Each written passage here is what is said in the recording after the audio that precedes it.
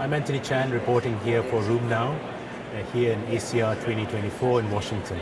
And there have been some very interesting abstracts today, looking at the assessment of axial spondyloarthritis. Firstly, in the whole area of using the scores that we use to measure outcomes. So we traditionally have been using something called the BASDAI score, which is the BAF Ankylosing Spondylitis Disease Activity Index. And for a long time, there had been an arbitrary cutoff of less than 2 or more than 4 in terms of assessing whether the patient is in remission or whether the disease is active. But that actually hasn't been validated. So here in ACR 2024, abstract number 0818 looks at the assessment of the BASDAI score in comparison to other outcomes such as the STES, the Ankylosing Spondylitis Disease Activity Score, Axial Spondylarthritis Disease Activity Score, and they've developed some new cutoffs.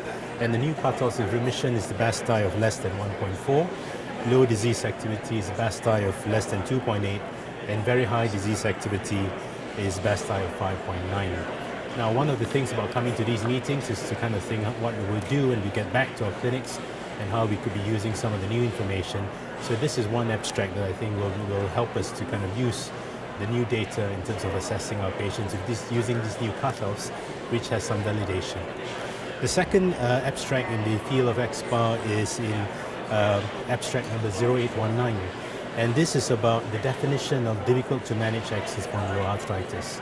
All of us will have these patients in our clinic where sometimes they can be difficult to manage for a few reasons. And they have defined the situation as patients who have difficult treatment response, they have high disease activity scores, they have raised inflammatory markers such as CRP or positive MRI, and also that they can be clinically assessed as difficult to manage that despite having good objective measures, the patient still has a poor quality of life. So here are some of the things that we can be using in terms of trying to define this population a bit better.